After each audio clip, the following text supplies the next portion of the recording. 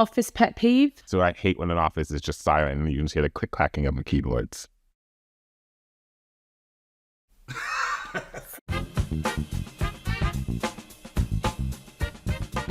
Tom Ghiden. Hello. Managing Director of JOAN Creative. Yes. Thanks for coming. Thank you. Nice to have you on the sofa. Yes.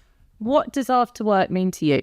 After work to me means, I like to say it's because we were in a culture business, but it's really just because I like TV. But it means a lot of TV, movies, on the couch in sweatpants, just trying to relax from the day, you know? And sometimes you just need some time like where you can focus on other pieces of art and creativity. Do you find that sometimes you choose quite mindless bits of TV so that you can properly switch your brain? Is this a kind way of asking me, do I watch trashy reality television? 100%. I love it. And I do find like there are other great, like I do love mindless reality, but I also love like mindless like rom-coms and like old 90s like things. Sometimes you just need something a little bit nostalgic, a little bit calming in the best way, you know? You have a lovely little boy who's about 2.5. Yeah. Who you adopted. I'd love to hear a little bit more about the adoption process for others in advertising who are thinking of going through it. Our son is 2.5, yes. We adopted him he came to live with us in July of 2022. And we started the process probably about 2 years before. So it was a long sort of grueling process. There's lots of, moments of reflection, and you've got to go through lots of training and there's lots of discussion around these children because a lot of these children come with baggage, things that you need to sort of be mindful of and work through. And it's not something to sort of take on easily. It's taxing. And I was very lucky because I had an amazing head of HR named Kat who was great. I was very open about my process and my journey, and they were incredibly receptive to it.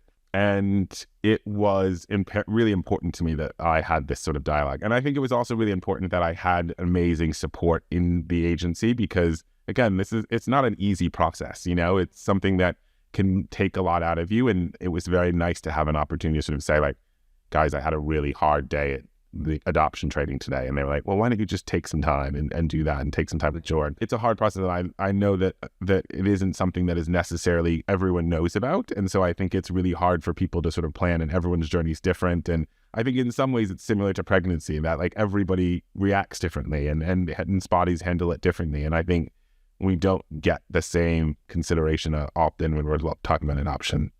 And with adoption, with pregnancy, how long you've got until you have the baby. Was your adoption, how far in advance did you know you were getting your son? 2.5 weeks.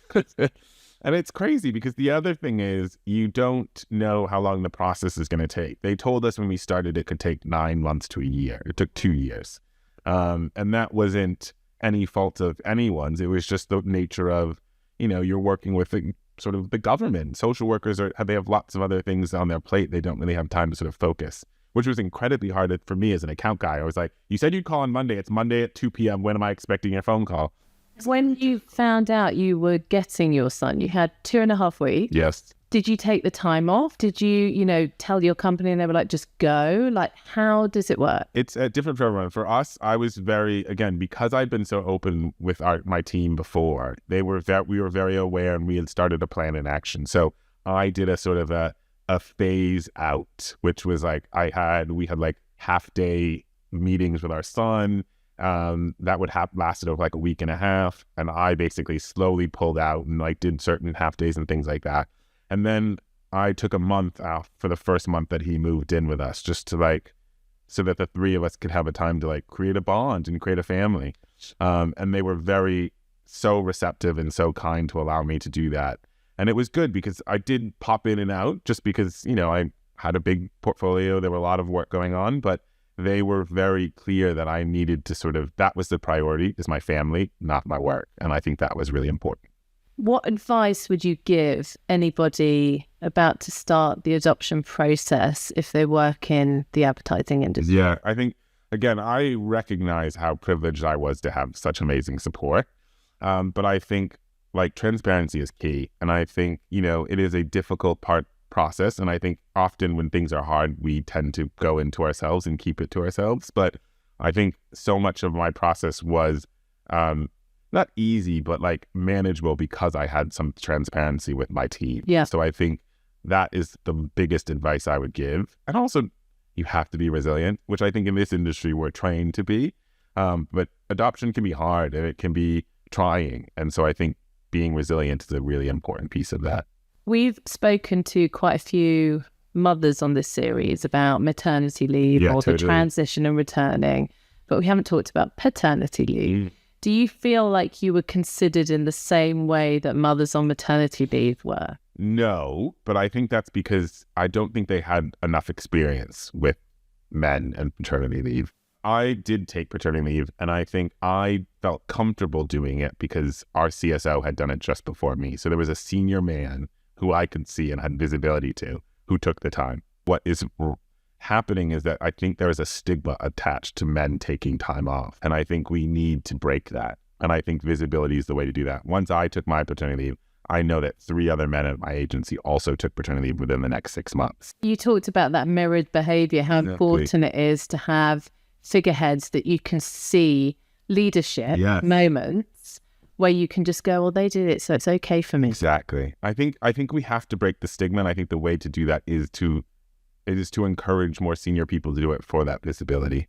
You know, we talk about like sort of the gender pay gap and all of those sorts of pieces. And I think so much of that would be not corrected, but could help change if we look at like ensuring that we're taking non-gendered parental leave. You know, it's not just the women. And of course, you know, women, like, they're recovering, so there is the need to do that. But that doesn't mean in my mind that not men can't take some time too. And I think it's so important. Like for me, I always used to joke that I felt like the beta parent because my husband took it first and then I took it.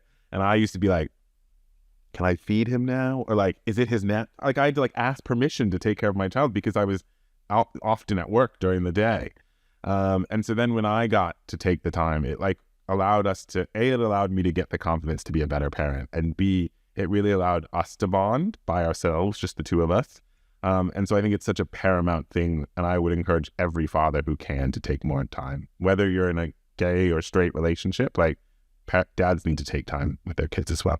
And how do you think that we can help modernize parental leave? It's something I'm really passionate about because I think the reality is there are different types of families that are coming up. I think it's, you know, the traditional family, it's a man and a woman get married, they have a kid, and then that's the way things go. That's not necessarily the only way it's done anymore. I think we need to acknowledge that there are different shapes of families, and we need to adapt our practices in order to allow and encourage those people to also have the family that they want. And I also think like we're in an industry that's about building and changing culture. You know, so much of the work that we do is about changing behavior and getting people to think differently about, yes, our products and services, but like the world and culture. And I think it is our duty to sort of focus on how we can bring that same thinking to sort of like parental leave in my mind, and really encouraging more people to think about it in a different way around the country. I think everyone pours so much work into policies for their company, but the policies aren't flexible enough. Yes. So I think we just need to have a template that can then flex for everyone's subjective situation. Totally. I think so. And I also think, again, as I was saying about like visibility, I think we then need to talk about it. We need to there needs to be dialogue, because I think it allows other people to see that there is a different way to do it. And that goes in our industry, but beyond as well. Like, I think we are probably much further along than some industries, and we need to talk about the opportunities and the ways that we've worked so other people can also learn. As a well-respected leader, you are very carefully using your voice to help push representation in the industry. Trying to, yeah. You definitely are. Was there anyone you were inspired by early in your career that meant you felt so passionately about leading in terms of representation? Yeah, totally. I mean, I think before my career, my grandmother was like a massive advocate for equality. You know, she grew up in the States during the Civil Rights Movement. She used to march. She used to take us, my brothers, to marches when we were kids. Like, so we've like grown up with this sort of mindset that everyone should be considered equal, like from the get-go. It was sort of base stakes in my family. For me, when I started at one agency, there was a gay Black man who was the CEO. And I think for me, that visibility to say like, I could do this too, was hugely impactful on my career. And so as I think about myself, I want to do that for other people as well. I want people to look at me as a leader and say, like, if he can do it, so can I. I look around at the London agencies now. How much true diversity do we see? You know? I mean, we've been trying to change this for years and years and years. It's slightly better than it was before. Really? But we will fight with every single part of our power to make sure that there is diversity of thought, yes, which breeds creativity. Yes. And that is the crux of it. Amen. And I've never seen that more than I did at Ghidin's in Amsterdam, because there were people pulled in from all different countries all over the world. Yes.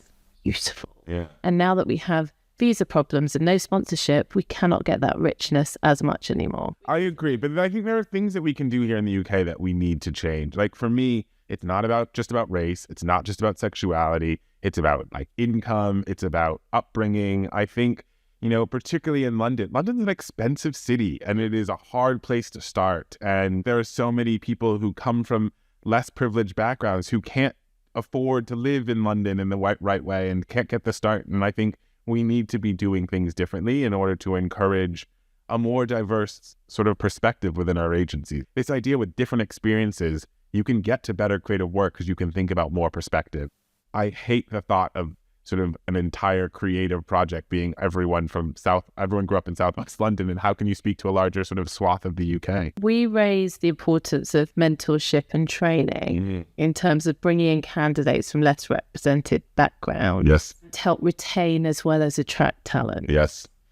What are the 3 things you wish every agency did in terms of retaining underrepresented talent? Yeah. Because what we found is we can find a whole load of diverse candidates and pop them into agencies, but they will bounce out unless you have the right practices in place. So I just want to hear your thoughts. Yeah, and I couldn't agree more. And I love that you said that, Anna, because I think that to me is the most frustrating part. We sort of get junior talent in, we look at our numbers and we hit a checkbox. We say, we've done it, we have a diverse workforce, but the reality is they aren't retained, they leave. Yeah. And so for me, we need to not just be looking at our overall numbers. We really need to be looking at how many of those people stay and how do we look at our middle levels and our senior levels and ensure that there's diversity at those points. So for me, I think the number one thing, we need to remove overall diversity numbers and really focus on retention numbers, because that's where we should be commending ourselves, not just on overall numbers. Yeah. I think the second piece is like education. I think, you know, the people who are the middle ground are the ones who are often sort of managing this talent. And I think in some cases, they are doing what they've been taught. And if the people who work for them aren't able to accomplish the way that they were taught, they don't know how else to work it, because they're learning too. They're still in the midst of learning. And so I think so much of that is reliant on senior leadership doing more around education and allowing for, you know, they might not talk exactly the same way we do. They might not work exactly the same way we do, but that doesn't mean that they're not as important to our creative output. And I think the third piece is like, again, visibility is everything to me. And I think mentorship, senior, serious mentorship is a really important thing. Like, we should be taking the time to really help this talent and find a place for them. When I find great talent, I want them to stay, and I want to figure out how we can do that. And I hope and it would encourage more senior leaders to do that, particularly with underrepresented talent, so we can make sure that they're not getting lost in the sort of fray of everything, that they really know that they have someone on their side. Thanks, Tom. Thank you. That was so much fun, by the way. I had the best time. You are the best. Thank you. Did you feel like you were considered in the same way as somebody I'm going to say, really on fire today, you know? Someone said do it without the notes. Really? I talked for about 5 seconds.